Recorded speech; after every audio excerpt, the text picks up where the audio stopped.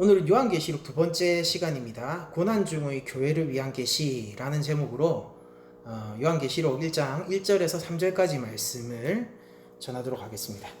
우리가 저번 시간의 설교를 통해서 대략적으로 요한계시록 기본적인 개관을 봤어요. 그리고 가장 중요한 것, 이것이 예수님으로부터 비롯된 계시이며, 그러니까 계시 출처가 어디냐면 예수님이죠. 그러니까 예수님이 계시하신 거예요.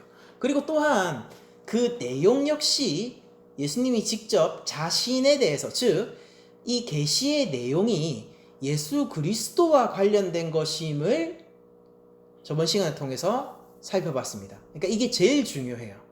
이게 제일 중요합니다. 요한계시록을 통하여서 다른 것들을 구하는 사람들이 있다면은 결국 무언가를 발견하였다 생각하여도 함정에 빠지고 있는 겁니다. 왜냐면은 요한계시록을 통해서 예수님 이외의 다른 것들을 가치 있게 발견하기라는 것은 거의 불가능에 가깝기 때문입니다. 거의라는 말을 빼죠. 불가능하기 때문입니다. 그래서 이 예수님이 직접 주신 계시이자 그 내용 역시, 계시의 내용 역시 예수 그리스도라는 것을 우리들이 항상, 이게 계시록이 뭐 앞으로 얼마나 갈지 모르겠어요. 한 2년 갈까요? 그 이상 갈 수도 있겠죠. 아무튼 이 강의 내내 앞으로 얼마의 시간이 걸리든 이 계시록의 가장 주된 내용이 예수님이다라는 사실을 우리들이 깊이 마음에 새겨야 할 것입니다. 그러니까 이 한마디를 하기 위해서 저번에 제가 보니까 오바했더라고요. 1시간 7분 동안 설교했는데 이번 주는 그렇게 막 안 하고, 참 그쵸, 버릇이 무섭습니다. 짧게 하려고 해도 이게 버릇이라는 게 참 무서운데, 아무튼 그 한 가지를 위하여서 제가 저번에 1시간이 넘는 시간을 설교에 투자한 것입니다. 아무튼 우리가 지금 조금 다시 한번 요한계시록 1장 1절에서 3절까지의 말씀을 볼 텐데, 이 본문을 직접 다루는 것은, 본격적으로 다루는 것은 사실상 이번 시간부터다라고 생각하셔도 무방하겠죠. 먼저 우리가 예수 그리스도의 계시다라는 말로 이 요한계시록이 시작하고 있는데요. 바로 이 계시인 아포칼립시스, 헬라어입니다. 이 아포칼립시스는요, 이 어원이가 뭐냐면은 베일을 둘추다, 베일을 벗기다, 약간 이런 말에서 출발한 거예요. 그러니까 무언가를 드러내는 겁니다. 무언가를 드러내는 것. 그러니까 사람들이 이렇게 생각해요. 계시록은 무언가가 숨겨져 있는 것이다 라고 생각을 하기 마련인데, 예수 그리스도의 계시다라는 이 말 자체가 우리에게 주는 것은 뭐냐면요, 예수 그리스도께서 예수 그리스도 자신에 대한 내용을 베일을 들추고 벗기듯이 드러내 보여주셨다라는 거예요. 그러므로 여러분들, 계시록이 숨겨져 있고 계시록이라는 신비를 우리들만이 알 수 있으며, 요한계시록이라는 것이 결국 누군가 몇몇 깨달은 자들의 전유물이다 라는 식으로 주장하는 많은 사람들의 이야기를 귀담아 듣지 마십시오. 여러분들, 요한계시록은 예수님께서 친히 베일을 벗겨 우리에게 내용을 알려주신 것입니다. 그리고 그 내용은 여러분들이 앞으로 쭉 가시면 알겠지만은 매우 선명하며 우리가 헷갈릴 일이 없어요. 너무나도 친절합니다. 그런데 저와 함께 성경 해석학을 지난 시간 끝까지 해보신 분들은 알겠지만은, 어떤 측면에서는 요한계시록이야말로 가장 해석하기, 그러니까 주해하기 편한 본문이기도 했었죠. 우리가 구약을 잘 알고 계시록의 묵시문학이라는 특성만 안다면 말입니다. 오히려 서신서들보다 더 쉽게 해석학적 접근이 가능한 본문이기도 했었어요. 그러니까 요한계시록은 지금 예수님에 대해서 드러내 보여주는 거예요. 그런데 그 예수님을 드러내 보여주는 기간이 언제냐면은 재림과 초림 사이에 예수님을 드러내 보여주는 겁니다. 잘 생각해 보세요. 재림과 초림 사이라고 얘기하는 것을 제가 다른 말로 한번 표현해 볼게요. 재림과 초림 사이는 하나님의 입장에서 이 땅을 보실 때는 교회 시대를 가리키는 말일 수 있겠죠. 달리 얘기를 해볼게요. 새로운 새 이스라엘의 시대라고 부를 수도 있겠죠. 또 다른 말로 표현해 볼게요. 예수님의 제자 공동체의 시대다라고 얘기할 수도 있겠죠. 또 다르게 표현해 볼까요? 성령의 시대다라고도 얘기할 수 있을 거예요. 왜냐하면 예수님이 초림하시고 올라가면서 성령을 내려보내 주심으로써 교회가 시작되었기 때문이죠. 그러니까 제자 공동체를 넘어서서 교회 공동체가 성령과 함께 시작되었다는 사실을 우리들이 기억해 보면은 다양한 말로 이 시대를 규정할 수 있을 테지만은 정확하게는요, 재림과 초림 사이의 시간 동안 예수님이 자신을 드러내 보여주시는 것이다 라고 알 수 있습니다.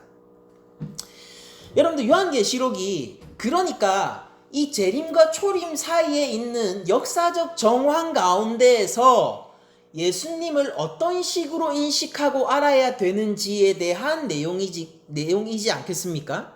그리고 제가 오늘 본문의 설교 제목을 고난 중의 교회를 위한 계시다라고 지었는데요. 바로 이 교회 시대, 성령의 시대, 제자 공동체의 시대, 초림과 재림 사이의 이 시기는 요한계시록에서는 어떤 식으로 그려지냐면요, 대적 가운데 던져진 고난 중의 교회가 겪어야 하는 시기로 그려진다라는 거예요. 여러분들, 예수님은 이 땅에 오셨을 때에 누구에 의해서 핍박을 받으셨습니까? 자신의 백성들에게 핍박받으셨어요. 예수님을 핍박한 것이, 잘 생각해 보세요, 로마 사람이었습니까? 예수님을 핍박한 것은 바로 율법을 소유한 그 이스라엘 백성들이었어요. 예수님의 삶을 생각해 보세요. 예수님의 삶이 어떠했나요? 예수님은 참으로 자신의 십자가를 지고 우리의 앞서 순종으로 걸으셨던 분이죠. 그런 예수님이 이 땅 가운데 오셔서 제자 공동체를 만드시고 그 제자 공동체, 그리고 교회 공동체, 주 안에서 하나 된 이 형제 자매의 공동체들은 예수님의 명령을 따라서 각기 제 십자가를 지고, 우리 주일날 지금 그거 하고 있는 거 있잖아요. 누가복음 제자도의 핵심이지 않습니까? 각기 제 십자가를 지고 예수님을 따라가는 삶을 살아야 되는데, 우리가 왜 십자가를 져야 할까요?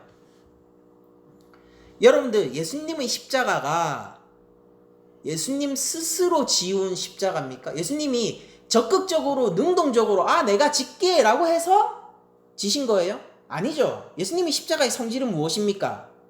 도살장에 끌려가는 어린 양이 소리 내지 않고 끌려가는 형태의 십자가이지 않습니까? 그러니까 십자가는요, 그 백성들이 자신의 왕에게 지운 거예요. 여러분들, 예수님은요, 그 율법에 있어서는 적극적인 순종을 하셨죠. 능동적인 순종을 하셨어요. 그런데 여러분들, 우리 구속사역을 위한, 우리의 대속사역을 위한 십자가는 예수님이 순종이 십자가 자신이 만들고 자기가 지고 자기가 아무도 시키지 않는데 먼저 터벅터벅 올라가는 형태로 십자가를 지셨나요? 아니죠. 수동적으로 순종하셨죠. 누군가에 의해서 십자가가 지워졌어요. 예수님은 자신을 때리는 로마 병사를 눈앞에서 봐야 했습니다. 예수님은 자신의 손에 못이 들어가는 경험을 했어야 했고요. 예수님은 자신의 옆구리에 창이 찔리는 경험을 했어야 합니다. 예수님은 로마 병사들에게 침뱉음을 당하고 모욕을 당하고 수치를 당하는 경험을 했어야 했으며, 이 모든 것은 예수님 스스로 원한 것이 아니라 그리 되어진 거예요. 여러분들, 우리 낮은 자리 교회 중 그 누가 예수님보다 높다 하겠습니까? 제가 방금 예수님이 걸어가신 길을 말씀드렸어요. 여러분들, 이게 우리 교회의 길입니다. 예수님이 이 땅 가운데 다시 오실 때까지 우리가 걸어가야 하는 길의 표본이 어디에 있습니까? 예수님의 초림에 있죠? 예수님은 이미 우리에게 걸어갈 길을 알려주셨고 자신이 성부에게 순종한 것처럼 우리도 우리 구주이신 예수님께 순종할 것을 요구하고 있어요. 예수님이 성부에게 어떤 형태로 순종했습니까? 잘 생각해 봅시다. 그 순종을 우리가 예수님께 드려야 하는데 우리는 어떻게 예수님을 따라야 하겠습니까? 여러분들 예수님을 믿고 예수님을 살기에 좋은 시대라는 게 과연 존재할까요? 예수님이 제자가 되는 것이 고난을 수반하지 않는 일이라는 것이 과연 가능할까요? 이 요한계시록이 쓰여지던 이 사도 요한의 시대는요, 도미티아누스 황제의 시대는요, 우리 교회가 겪을 수 있는 가장 극단적인 형태의 박해가 있던 시기예요.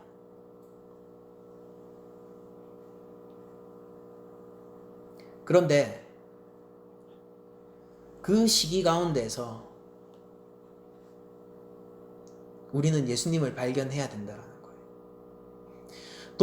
도미티아누스 황제 아래에 있었던 우리 초대교회에 그런 삶의 정황들 있잖아요. 실제 역사적으로 존재했던 삶의 정황. 그 정황 가운데에서 이 예수 그리스도의 제자들 그리고 이 교회 공동체들은 예수님을 거기에서 발견하고 거기에서 만남으로 이 믿음을 지켜내야 했습니다. 고난 중에서 말이에요. 유혹 중에서 말입니다. 슬픔과 배신 중에서 말이에요. 예수님의 초림과 재림 사이에 시대적 경향이 바로 그런 것이기 때문입니다. 여러분들 도미티아누스 황제 같은 사람이 이제 우리 이 땅에는 없죠. 우리는 왜냐하면 대한민국을 살아가고 있으니까. 우리가 뭐 북한에 있거나 아니면은 무슬림들과 함께 섞여서 살아가는 크리스천들이 아니잖아요. 우리는 종교의 자유가 있는 대한민국에서 살아가고 신앙생활을 하는 사람들이잖아요. 그런데 우리가 종교의 자유가 있는 이곳에서 신앙생활을 한다고 해서 예수님을 믿는데 고난이 수반되지 않는다던가 우리가 예수님을 믿는 게 쉬운 일이다 라고 얘기할 수 있는 사람이 과연 있을까요? 재림과 초림 사이의 시대적 경향은 바로 예수님을 향하여서 돌을 던지고 예수님에게 십자가를 억지로 씌우고 그를 모독하고 채찍으로 때리고 십자가에 달려 했던 그 백성 및 로마의 제국이죠. 제국의 힘이 예수님을 박해했던 것처럼 우리도 고난 가운데서 십자가가 지워질 거고요. 여러분들 잘 생각하셔야 돼요. 여러분들 십자가 지고 싶습니까? 더 나아가서 질문할게요. 여러분들 십자가 질 수 있어요? 걱정하지 마세요. 예수님 잘 믿고 있으면요, 세상이 여러분들에게 짐을 씌울 거예요. 예수님을 믿는데 여러분들 수치를 피해갈 수 있습니까? 수치 가운데로 여러분들이 걸어 들어갈 수 있냐고요? 걱정하지 마세요. 예수님 잘 믿고 있으면요, 세상이 여러분들을 수치 주고 여러분들을 부끄럽게 할 것입니다.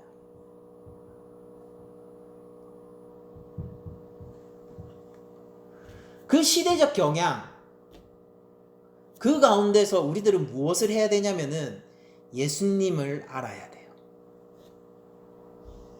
왜냐면은 그것만이 이 배교하기 쉽고 믿음을 저버리기 쉽고 타협하기 쉬운 예수님의 재림과 초림 사이의 시대적 경향 가운데서 우리의 믿음과 영혼을 지킬 유일한 방법이기 때문입니다. 예수님은 도대체 무엇이길래, 어떤 분이시길래 우리를 이 수치 가운데서도 또 요한계시록 쭉 가다 보면요, 생명의 위협 가운데서도 믿음을 지킬 수 있도록 만들어주시는 분인지, 도대체 어떤 분이시길래, 그걸 알아야 된다는 거예요. 요한은 왜 타인의 생명이잖아요. 자기 생명이 아니에요. 타인의 생명인데 지금 죽고 있거든요. 지금 자기가 반모섬에 있지만은 지금 나의 형제 자매들이 죽고 있다고요. 로마의 법정에 끌려가고 있고 투옥되고 있으며 죽어가고 있다고요. 근데 그들 자기 생명도 아니면서 그들에게 생명을 걸고서라도 믿음을 지키라고 얘기를 했냐고요. 자기 생명도 아니면서 그렇게 안 하면은 그러니까 여러분들 이거 웃긴 거 아니에요? 남의 생명을 갖다가 이렇게 얘기하는 거예요. 요한은 네가 너의 생명을 아끼고자 예수님을 향한 믿음을 부인하면은 너는 진짜로 죽는 거야. 절대 그러지 마. 차라리 죽어 라고 얘기를 하고 있는 거예요. 타인의 생명을 향하여서요. 여러분들 이 독단적인 이 메시지가 얼마나 강력한 메시지인지 여러분들 느껴지세요? 그런데 요한은 도대체 예수님을 무엇이라고 여기고 어떻게 알았길래 타인의 생명에 대해서 그 생명을 차라리 던지라 라고 얘기를 하고 있냐고요. 계시를 통해서 우리가 알아야 할 것이 바로 그것이란 말이에요. 우리가 예수님을 그런 형태로 만나고 요한이 여기고 있는 그 가치에 동감할 수 있으면은 여러분들이 계시록을 다 이해한 거예요. 요한이 알고 있는 이 예수님, 지금 이 계시를 주시고 계신 이 예수님을 여러분들이 만나시게 되면은 여러분들도 우리 낮은 자리 교회 안에서 우리 형제 자매들을 향하여서 이렇게 외칠 겁니다. 믿음을 버릴 바엔 차라리 죽으라고요. 제 생명은 저에게 속해 있어요. 제 거예요. 여러분들이 제 생명을 함부로 다루실 수 없죠. 그러나 여러분들이 계시록을 잘 이해하셔서 언젠가 제가 믿음의 위협이 왔을 때 여러분들 저한테 이렇게 충고해 주셨으면 좋겠어요. 목사님, 차라리 생명을 버리세요. 믿음을 버리시기보다. 아니 어떻게 목사한테 그런 공격적이고 말도 안 되고 폭력적인 말을 할 수 있습니까? 제가 그렇게 물을 때에 여러분들 이렇게 대답해 주세요. 목사님, 예수님을 생각해 보세요 라고.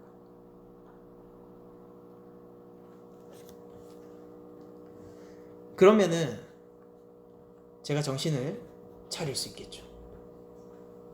요한이 알고 계신 예수님, 여기서 만나고 계신 예수님, 그리고 요한이 증언하고자 하는 이 예수님은 바로 이 고난 중에 있는 교회에게 유일한 희망이며 또한 완벽한 승리이며 단 하나뿐인 길이며 그러나 온전한 길이며 우리의 강한 상성인 바로 그 예수님에 대한 계시인 것입니다.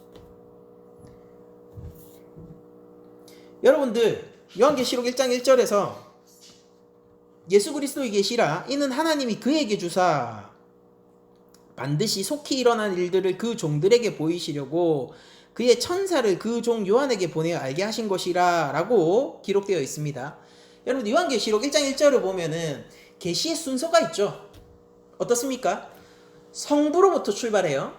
성부로부터 성자에게, 성자로부터 천사들에게, 천사들로부터 요한에게, 요한으로부터 그 종들에게죠. 그러니까 여러분들 이 계시를 공유하고 있는 공동체를 한번 생각해 보세요. 이 계시를 공유하고 있는 공동체는 뭐냐면은 성부와 성자와 천사와 요한과 하나님의 종들입니다. 그럼 우리들은 이렇게 얘기할 수 있을 거예요. 벌써 우리가 아주 천천히 한번 살펴볼 거예요. 이 본문을. 여러분들 이거 어떻게 구약하고 관련인지 제가 설명을 드릴 거니까 잘 보세요. 요한계시록이 여러분들 생각 이상으로 구약과 굉장히 큰 관련이 있다니까요. 우리들이 이 계시의 내용 가운데서 있게 되는 이 계시의 공동체라고 얘기를 하려면은 적어도 우리가 하나님들의 종이어야 하고요. 우리 하나님 아니죠? 우리는 성자도 아니에요. 우리는 천사도 아닌데다가 우리는 요한은 더더욱 아닙니다. 그러면은 우리들은 하나님의 종들이어야 하는 거예요. 하나님의 종들. 그러면은 하나님의 종들에게 예수 그리스도의 계시가 온다는 것은 여러분들, 예수님은 무엇을 요구하시는 분이실까요? 예수 그리스도로부터 온 예수 그리스도에 대한 내용이 그의 종들에게 주어집니다.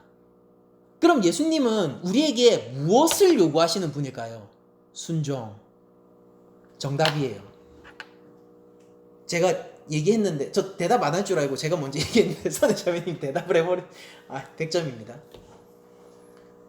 예수님이 우리에게 이 계시를 통하여서 무엇을 요구하시냐면은 순종을 요구하신다고요. 이거 3절에 다시 한번 나오는데, 여러분들 하나님의 종들이 이 계시를 공유하는 겁니다. 여러분들, 만약에 우리가 예수 그리스도의 가르침과 하나님의 말씀에 그 가르침에 우리가 순종하는 삶을 살지 못한다면은요, 요한계시록에서 나오는 이 교회 시대, 재림과 초림 사이에 있는 이 종말적 교회 시대 가운데에서 우리를 지키고 우리를 보호하며 우리에게 복과 희망과 소망을 줄 바로 그 예수 그리스도의 공동체가 아니라 이 소리가 되는 거예요. 요한계시록이요, 사람들이 이렇게 생각해요. 여기 이게 엄청 신비롭고 뭔가 영적이어서 이거를 어떻게 깨달을까를 생각하는데, 요한계시록은요, 제가 진짜 강조하고 싶은 건데 1장 1절부터 우리에게 무엇을 요구하느냐면요, 깨달을 것을 요구하는 게 아니라 오히려 그건 뭐예요? 열려 있어요. 누가? 예수님이 열어줬잖아요. 계시입니다. 베일을 열고 보여줬다니까요. 깨닫는 게 문제가 아니라 요한계시록의 진짜 문제는 뭐예요? 우리가 실천적 소명으로 도전을 받는 게 뭡니까? 순종할 거냐 말 거냐라는 거예요. 여러분들, 믿음에 순종을 할 것입니까 말 것입니까? 이게 우리의 도전이에요. 여러분, 믿음 지키실 거예요 말 거예요? 이게 도전이에요. 여러분들, 오늘 뭔가 큰 삶에 도전이 있습니까? 예수님 잘 믿고 있는데, 예수님 잘 믿는다는 건 뭐라고요? 누군가 나에게 십자가를 지우는데 거기에서 믿음의 선택을 하시냐고요? 믿음이라는 버튼을 누르셨냐고요? 오늘 대한민국에서 한국 교회가 제일 많이 누르는 버튼이 뭔지 아세요? 타협이라는 버튼이에요. 대결하는 버튼을 누르는 사람은 없습니다. 근데 타협이라는 버튼을 누른다고요. 그런데 요한계시록의 1장 1절부터의 도전이 뭐냐면은 종이냐고요. 순종하느냐 말입니다. 계시록의 내용을 깨닫는 것은 여러분들 아무 걱정 없습니다. 그냥 오세요. 예배 마치고 오세요. 가르쳐 드릴게요. 열려 있습니다. 매우 이해하기 쉬워요. 진짜 도전이 근데 여기 있습니다. 여러분들 믿음을 위해서 여러분들은 어디까지 순종하실 수 있어요? 이 계시를 여러분들 소유하실 수 있습니까? 그럴 자격이 되나요? 이 계시 공동체가 어떻게 엮여 있죠? 성부, 성자, 천사 요한, 그리고 그 종들.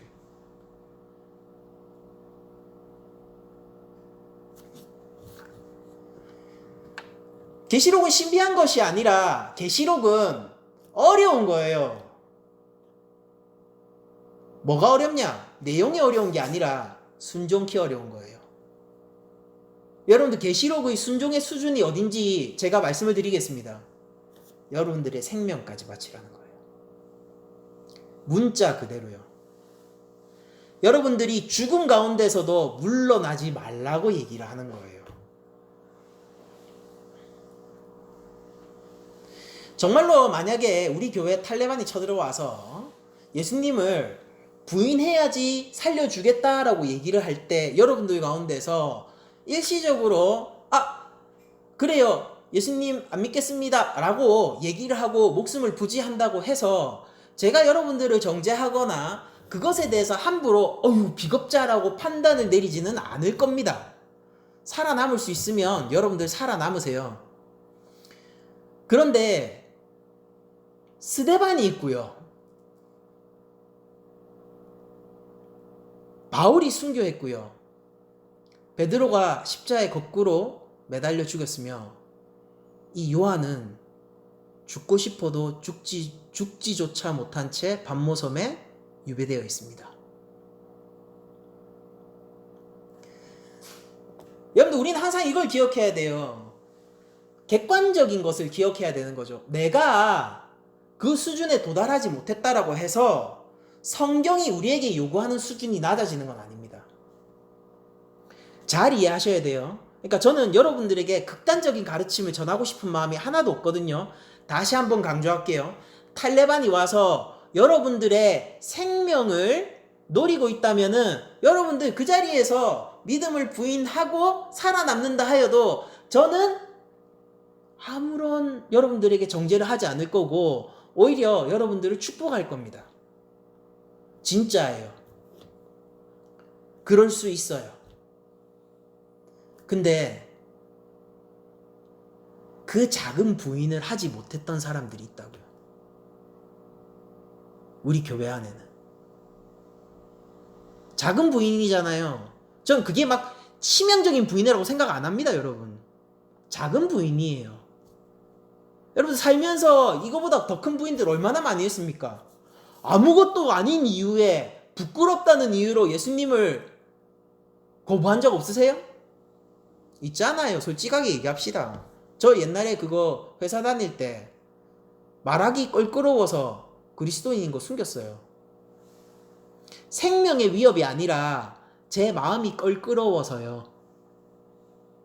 하물며 생명이 걸려있는 순간에 여러분들이 작은 부인을 한다고 해서 제가 어떻게 여러분들을 정죄할 수 있겠습니까? 저는 그저 껄끄러운 마음에도 손쉽게 예수 그리스도를 저버렸는데요. 저는 오히려 여러분들을 축복할 거예요. 근데 제가 말씀드리는 거는요. 극단적인 가르침을 드리려는 게 아니라 그런 사람들이 있다고요. 성령 가운데서 그런 선택을 하는 사람들이 있다고요. 그리고 요한계시록은 참으로 생명을 걸어서라도 믿음을 지키라는 가르침을 주고 있다고요. 여러분들 우리의 갈 바는 우리의 종된 바는 매우 명확해요. 이 계시의 소유 공동체가 되려면요. 이 요한이 받았던 이 예수 그리스도의 계시요. 그러니까 제가 막 계시 이러면은 사람들이 막 아니요. 그냥 이 예수 그리스도예요. 예수 그리스도에 대한 내용을 소조하고 예수님을 머리로 한 우리 교회 공동체는 이 역사적인 교회는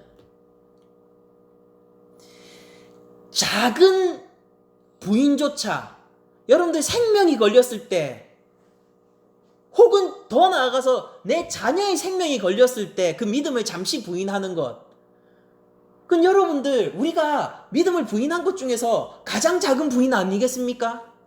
그런 절체절명의 순간에. 근데 그게 용납이 안 되는 사람이 있었다고요.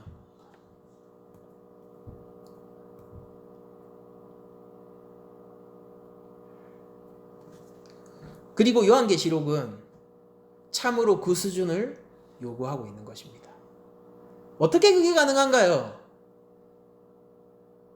예수님을 알면, 예수님을, 이 요한이 만나고 있는 예수님을 우리도 이 요한계시록을 통해서 만날 수 있다면은 우리도 작은 부인마저 절체절명의 순간에, 그러니까 부인하기 충분한 그 순간요. 그러니까 진짜 작은 부인이라니까요, 여러분들. 마음이 껄끄러운 것만으로도 예수를 부인하는 우리들이,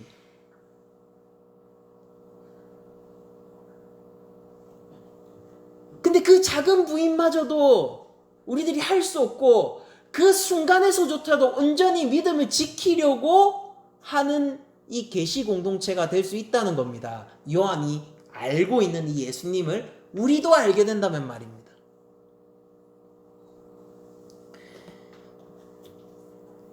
여러분들 여기서 우리들이 계시록 1장 1절에서 굉장히 특이한 부분이 있어요. 뭐냐면은 반드시 속히 일어날 일들을 보이시려고 라고 적고 있는 부분입니다. 여러분들 이거 다니엘서의 변형이거든요. 그러니까 우리가 개역개정의 어떤 그 문법으로 보면 잘 모르는데 이제 70인역이라는 히브리서를 최초로 헬라어로 번역한 역사상 최초의 번역 성경이 있습니다. 구약을 이제 신구약 중간기에 이 히브리어가 자꾸 사어가 되니까 이 젊은 사람들이 오히려 헬라어를 하고 아람어를 하지 히브리어를 까먹은 거예요. 학자들만이 히브리어를 하고. 그러니까 이거를 번역을 해줍니다. 헬라어로. 그게 70인역이에요. 70인역의 다니엘서와 이 본문의 이 계시록에 나와 있는 이 계시록 1장 1절의 원문이요 굉장히 비슷해요. 근데 그게 어디에서 추출된 거냐면은 다니엘서 2장 28절, 29절, 45절인데요. 제가 다니엘서 2장 27절부터 읽어볼게요. 한번 읽어보겠습니다. 다니엘이 왕 앞에 대답하여 이르되 왕이 물으신 바 은밀한 것은 지혜자나 술객이나 박수나 점쟁이가 능히 왕께 보일 수 없으되. 그러니까 왕이 신비한 꿈을 꿨습니다. 여러분들 이 석상의 꿈 아시죠? 이 석상이 아니라 바른 금으로 되어 있고 금, 은, 동, 쇠 이렇게 돼가지고 이 거대한 이 등상이 뜨인 돌에 의해서 격파되는 그 꿈을 꾼 거예요. 그거를 다니엘이 얘기를 해주는 장면에서 당신이 아무리 능력자들을 갖고 와봤자 이거를 보여줄 수 없고 풀어줄 수 없습니다. 누구만 할 수 있느냐? 자기만 할 수 있다고 얘기하거든요. 이어서 읽겠습니다. 오직 은밀한 것을 나타내시리는 하늘에 계신 하나님이시라. 그가 느부갓네살 왕에게 후일에 될 일을 알게 하셨나이다 라고 나옵니다. 후일에 될 일을 알게 하셨나이다. 이게 뭐냐면은 미래에 일어난 일을 보여주실 겁니다 라는 뜻이에요. 그러니까 이거의 변형이에요. 지금 요한계시록 1장 1절이에요.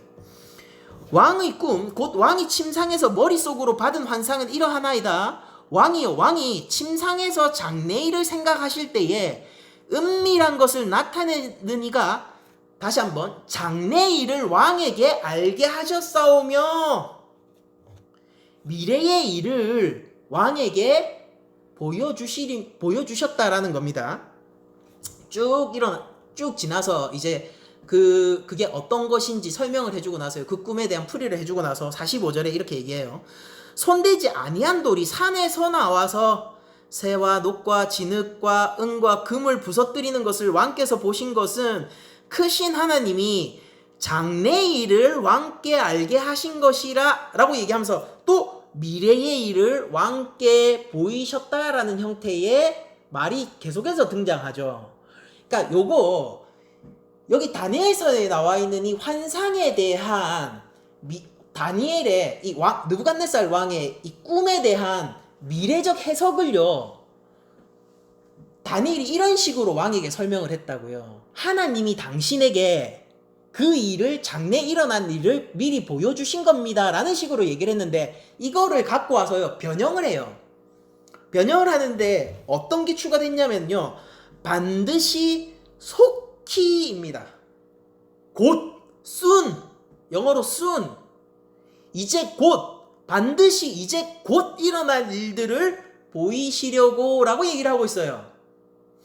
여러분들 생각해 보세요. 다니엘에서 얘기했었던 왕에게 하나님이 보여주시는 그 부분은 뭐냐면은 시간적으로 어떻습니까? 가늠할 수 없고 그냥 언제 일어날지 모르는 미래의 일이란 뜻이에요. 미래의 일이란 뜻이에요. 근데 요한은 이거를 갖다가 써가지고요 속히라는 말을 변형을 해가지고 우리에게 얘기를 해주는 요한 공동체에게 얘기를 해주는데 이게 속히라는 말이 뭘 보여주냐면요 지금 시작되고 있다고요. 그러니까 뭐가 시작되고 있다는 거겠습니까?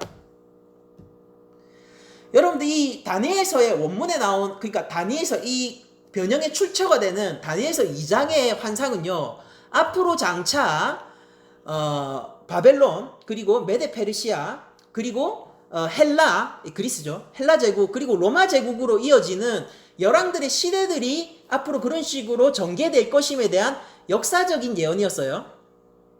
그런데 그 시대를 끝낼 산에서 나온 돌, 예수 그리스도가 이 시대를 끝내고 하나님 나라를, 하나님의 때를 가져올 것이다 라는 예언이었습니다. 근데 그게 언젠가요? 시간적으로 굉장히 크죠. 다니엘서에서 나오는 이 앞으로 미래에 될 일을 보이시는 이거는요, 시간적으로 굉장히 커요. 언제 일어날지 모릅니다. 근데 요한은요, 이 얘기를 가지고 와서 이렇게 하는 거예요. 지금 우리에게 보이시고 계시다. 무슨 뜻이에요? 예수님이 지금 이기시고 계세요. 시작됐습니다. 하나님 나라가 지금 시작됐어요. 와, 도미티아누스 황제는 우리를 지금 죽이고 있는데요. 요한이 얘기하는 게 뭔지 아세요? 지금 하나님의 나라가 시작됐다는 거예요.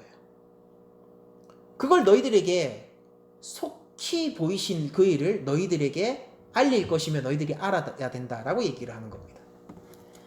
여러분들, 그리고 이 속히 일어날 일들을 이런 식으로 지금 일어나 있는 것으로 생각을 하지 못하는 사람들이, 야, 이제 곧 일어날 거야, 이제 곧 일어날 거야 라고 하는데, 여러분들 정신 차리라고 하세요. 이 속히 일어나는 이 시대는 요한의 시대입니다. 1세기라고요. 1세기 말 95년, 96년, 94년 그때요. AD 94, 95, 96 한 이 정도 때요. 그 요한의 때요. 1세기. 그때 요한이 그 시대 가운데서 뭐라고 하냐면은 속히 일어난다라고 했어요. 이제 곧 일어난다. 뭐예요? 시작됐습니다. 하나님의 나라가 시작되었고 예수 그리스도의 계시가 시작되었고, 도미티아누스 황제가 교회를 박해하고 고난 가운데 있는 교회가 배교하고 믿음을 저버리고 있는데, 하나님의 나라가 지금 출발을 해버렸습니다. 무엇을 선택해야 될까요? 죽느냐 사느냐, 그것이 문제로다. 여러분들 딸기우유입니까? 초코우유입니까? 어릴 때 일생일대의 난제였어요. 오늘은 딸기우유 먹을까? 초코우유 먹을까? 여러분들, 엄마가 좋아? 아빠가 좋아해요? 일생일대의 난제예요. 여러분들, 제국이 눈앞에 있습니다. 굴복하지 않으면 죽을 거예요.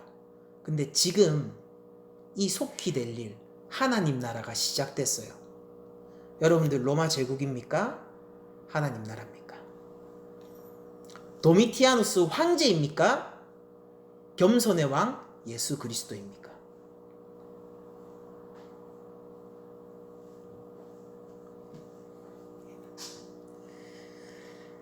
여러분들, 1세기 마지막을 향해 달려가던 그 요한의 시기요, 94년, 95년, 96년 이 요한의 시기요, 그 시기가 바로 하나님의 날 마지막 때 임박한 종말, 즉 하나님 나라의 왕인 예수 그리스도의 도래와 관련 있는 시기라고 요한이 얘기를 하고 있는 거예요. 여러분들, 지금 94년 뭐 이런 게 아니라 2023년이죠. 여러분들, 속히 될 일이 20년 후에 일어납니까? 정신 차리세요. 지금 일어나고 있어요. 진행이 됐는데 2000년 이상 진행됐습니다. 여러분들, 하나님 나라가 이미 진행되고 있다고요.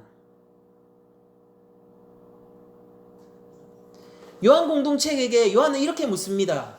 로마야 하나님 나라야? 도미티아누스 황제야? 예수 그리스도야? 오늘 우리 낮은 자리에 계신 성령님도 우리에게 이렇게 물어볼 거예요. 세상이냐? 예수 그리스도냐? 일생일대의 선택을 해야 돼요. 여러분들, 딸기우유입니까? 초코우유입니까? 여러분들, 엄마가 좋아요? 아빠가 좋아요? 둘 다 못 놓치겠다고요? 하나님 나라는 세상을 허락하지 않고 세상은 하나님 나라를 허락하지 않을 거예요. 선택하세요. 그리고 다시 한번 기억하십시오. 이 계시는 예수 그리스도의 종들에게 허락된 계시이고, 요한계시록에서 가장 어려운 것은 이 재림과 초림의 시기 가운데서 우리에게 순종을 요구한다는 점입니다. 여러분들 두려워하세요. 요한계시록의 내용을 앞으로 여러분들이 선명하게 이해하면 이해할수록 여러분들은 그 말씀에서 벗어날 수 없을 거예요. 그만큼 책임이 지어질 겁니다. 그렇지만은 저는 여러분들을 독려하여 여러분들 모두가 그 길을 가기를 원해요. 왜냐면은 그 길만이 우리에게 복을 주는 길이기 때문입니다. 여러분들 1장 3절을 한번 보죠. 1장 3절을 보면은 이 예언의 말씀을 읽는 자와 듣는 자와 그 가운데 기록한 것을 지키는 자는 복이 있나니 때가 가까움이라 라고 얘기하면서 속히 일어날 일들에 대한 임박한 하나님 나라의 뉘앙스를 다시 한번 얘기하고 있습니다. 그쵸? 그런데 이거 1장 3절을 잘못 이해하는 사람들이 있어요. 뭐냐면은 대부분 그렇게 생각을 하는데, 이게 읽는 자, 듣는 자, 기록된 것을 지키는 자를 개인적인 뉘앙스로 받아들이는 사람이 많거든요. 요한계시록은 서신입니다. 7 교회에게 보내는 편지예요. 여기에서 읽는 자는 누구냐면요, 공예배에서 이 하나님의 말씀을 읽을 사람을 얘기하는 거예요. 듣는 사람은 뭐냐면은 지금 이 교회 가운데 모여서 이 요한계시록의 내용을 듣는 회중들을 얘기하는 거고요. 그리고 여기서 나오는 기록한 것을 지키는 자는 뭐냐면은 이 악한 도미티아누스 로마 제국의 황제의 시절 가운데서 예수님을 사랑하기로 결정하고 예수님에 대한 믿음을 결단하기로 생각하고, 그리고 작은 부인마저도 하지 않고 끝까지 하나님 나라를 선택하기로 결정한 사람들이 얘기하는 거예요.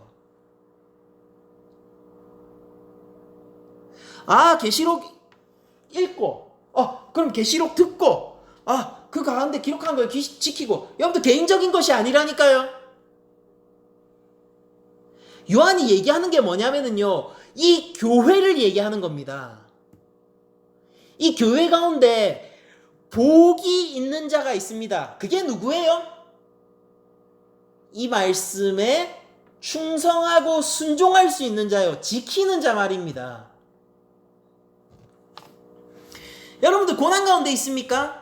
축하드립니다. 교회는 원래 그래요. 여러분들 예수님 믿으려고 하니까 쉽지 않아요? 여러분들 걱정하지 마세요.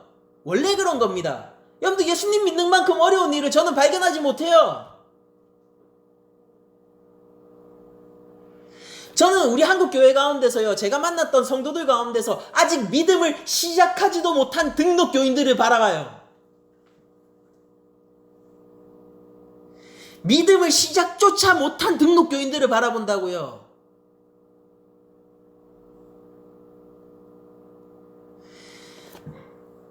여러분들, 우리들은 누군가는 읽는 자이고 누군가는 듣는 자예요. 이 둘 중 가운데서 우리들은 항상 포함되어 있게 되어 있어요. 우리가 교회 가운데 있다면은 이거에 따라서 얘기를 하자면은 저는 읽는 자겠죠, 이 말씀을. 그리고 여러분들은 듣는 자예요. 근데 복이 있는 자는 누구냐면은 그 가운데서 지키는 자까지 나아가는 겁니다.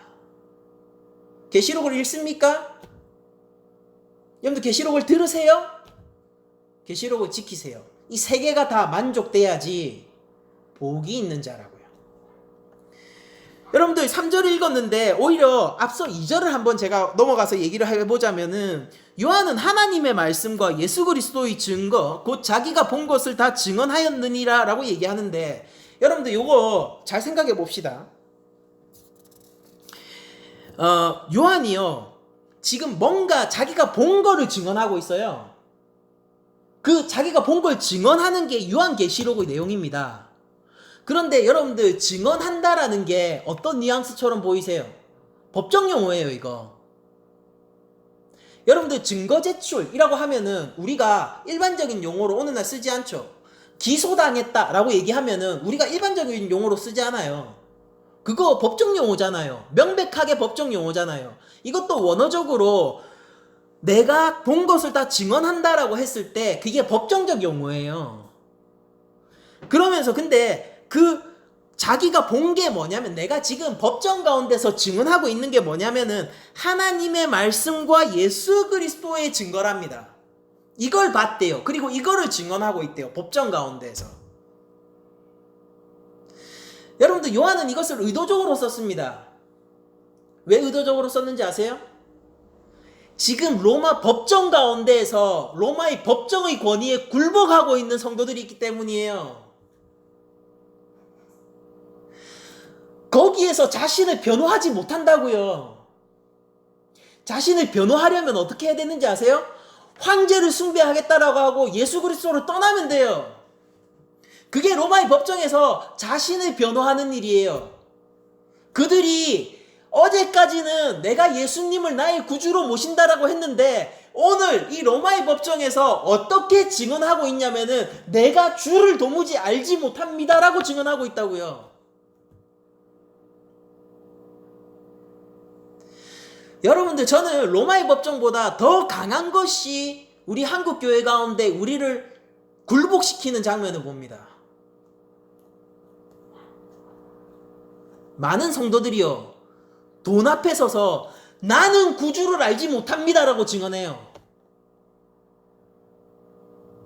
어떻게 된 일입니까? 많은 성도들이요, 작은 사업적 이권 때문에 나는 주를 알지 못합니다라고 얘기를 해요.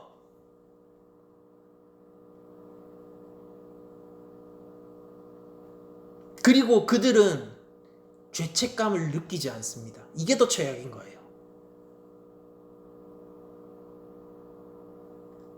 이 로마의 법정에서 자신을 변호할 수 없었던 이 믿음의 선진들은요, 죄책감이라도 느꼈지 않겠습니까?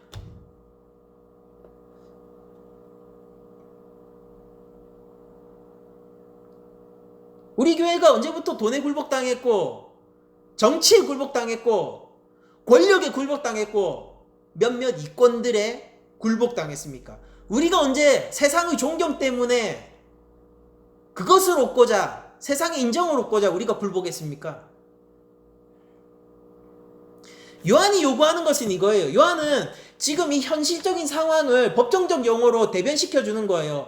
너 오늘 이 편지를 읽는 이 사람들, 읽고 그리고 듣는 이 사람들, 그리고 지키고자 하는 이 사람들이 내일 어떻게 될지 모르냐면은 로마의 법정 가운데서 새로운 증언을 해야 될지도 모르는데, 요한은 미리 증언해버리는 거예요. 무엇을요? 하나님의 말씀과 예수 그리스도의 증거를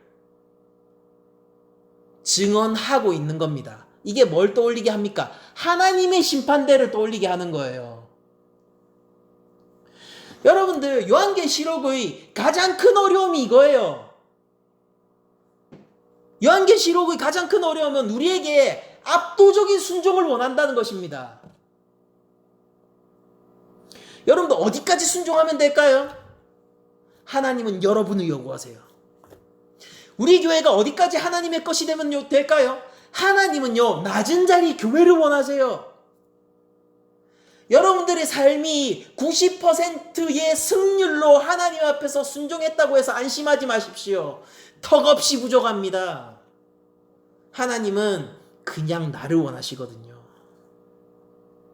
내가 어느 정도 하나님께 순종하고 보람을 느꼈다고 해서 여러분들 그것으로 교만하고 자만하지 마세요.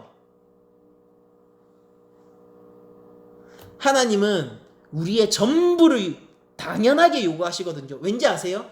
우리를 창조하신 분이 그분이기 때문입니다.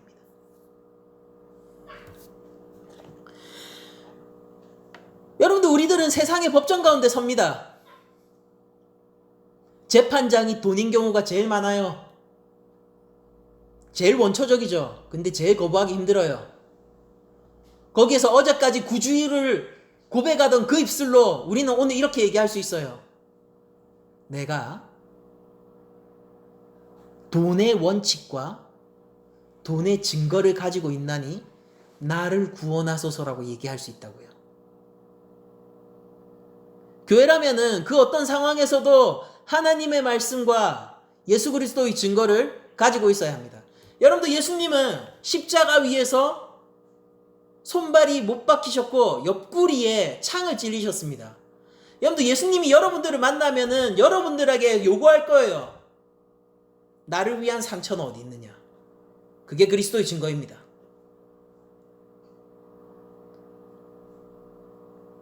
여러분들이 예수님과 동행하고 있다라는 그 증거 어디 있어요? 예수님은 손에 못자국이 났습니다. 여러분들이 못자국을 피할 수 있을 거라고 생각하지 마십시오. 예수님은 창에 찔리셨어요. 우리가 그 창을 피할 수 있을 거로 생각하지 마십시오. 예수님은 채찍에 맞으셨어요. 그것으로 우리가 나음을 입었잖아요. 그러므로 여러분들에게, 사랑하는 성도 여러분들에게 말씀드립니다. 여러분들, 채찍을 피할 수 있을 거라고 생각하지 마세요. 그리고 그 증거를 가지세요.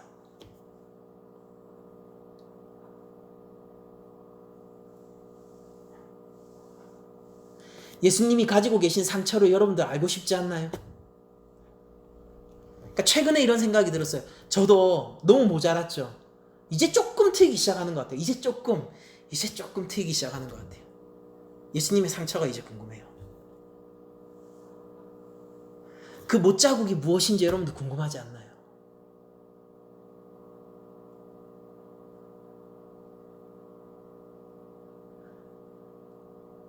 예수님을 다시 만났을 때 예수님이 네가 나의 종이냐? 라고 물어보면서 너의 손을 펴보아라 라고 할 때 깨끗한 손을 가진 자는 얼마나 부끄러울까요?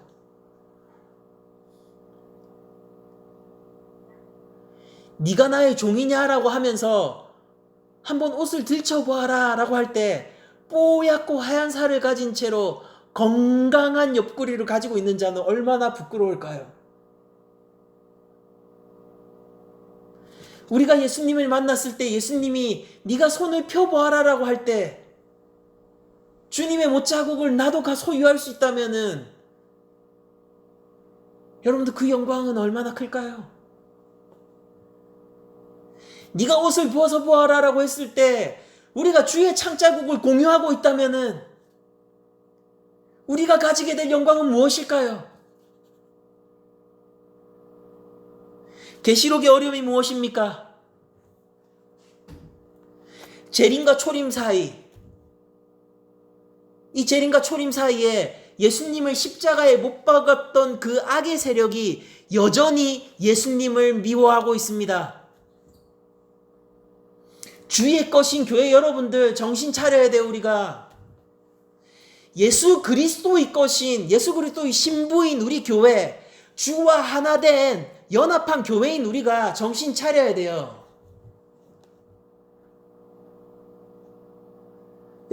여러분들의 작은 믿음의 절망과 여러분들이 작은 믿음의 실패들을 저는 결코 나무라지 않을 거예요. 다만 우리의 이상을 보여드리겠습니다. 그러니까 이거는 저도 모르는 세계지만은 그러나 이상을 보여드릴게요. 여러분들 생명을 바쳐 주를 사랑하십시오. 주의 것이 돼 그냥 온전히 주의 것이 되십시오. 예수님은 그냥 왕이에요. 어떤 수식어를 붙이지 않도록 하세요.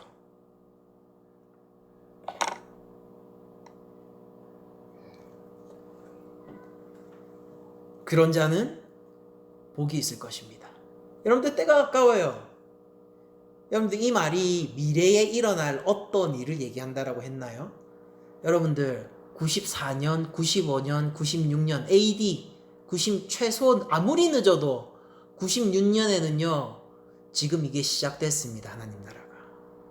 요한계시록에 따르면요 하나님 나라는 진행되고 있어요. 선택하세요. 딸기우입니까? 초코우입니까? 로마입니까? 하나님 나라입니까? 돈입니까? 예수 그리스도입니까? 여러분들이 사랑하는 것은 무엇입니까? 주께서 우리를 사랑하듯 우리 낮은 자리 교회가 주를 사랑하고 있습니까?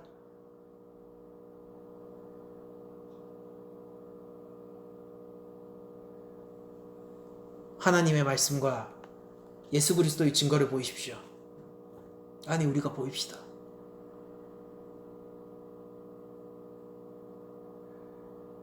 낮은 자리 교회 갈 길이 거기 있습니다. 예수님 잘 믿으세요. 믿음을 지키세요.